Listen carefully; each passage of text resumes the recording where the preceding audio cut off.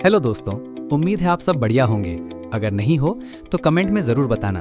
मैं कोशिश करूंगा कि आपको अच्छा फील करा सकूं।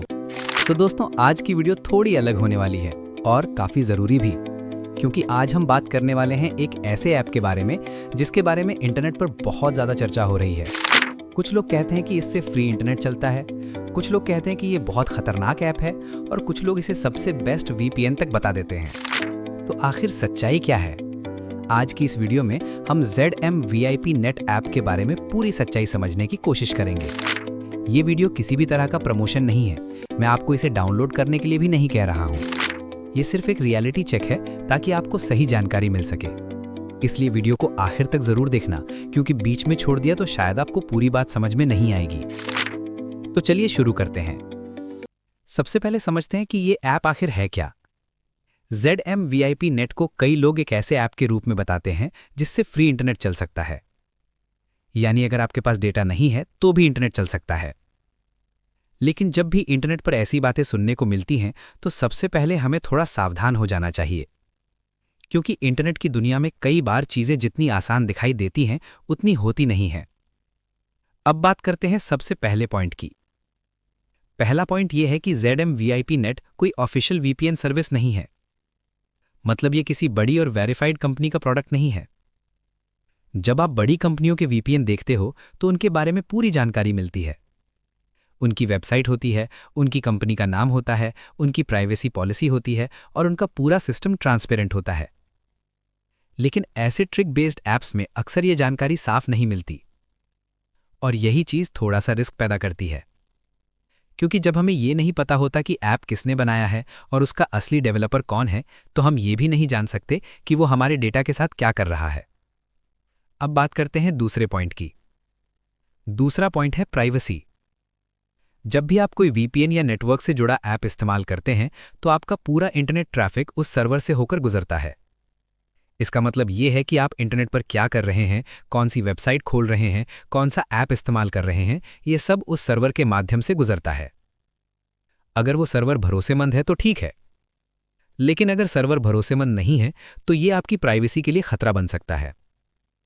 कई बार यूजर ये सोचता है कि वो फ्री इंटरनेट इस्तेमाल कर रहा है, लेकिन उसे ये नहीं पता होता कि उसका डेटा किस जगह जा रहा है। और जहां क्लैरिटी नहीं होती वहां रिस्क अपने आप आ जाता है। अब आते हैं तीसरे पॉइंट पर।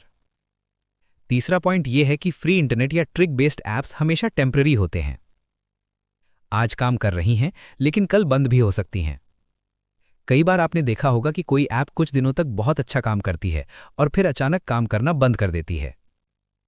कभी इंटरनेट की स्पीड बहुत कम हो जाती है, कभी कनेक्शन बार बार टूटने लगता है और कभी ऐप बिल्कुल काम ही नहीं करती। इसका कारण ये होता है कि ऐसे ऐप्स अक्सर नेटवर्क के किसी छोटे से लूप होल पर काम करती हैं, और जैसे ही टेलीकॉम कंपनियों को इसके बारे में पता चल जाता है वे उस लूप होल को बंद कर देती हैं। और जैसे ही वो लूप होल बंद होता है वैसे ही ऐसी ऐप्स काम करना बंद कर देती हैं। अब आते हैं चौथे पॉइंट पर। चौथा पॉइंट है नेटवर्क मॉनिटरिंग का।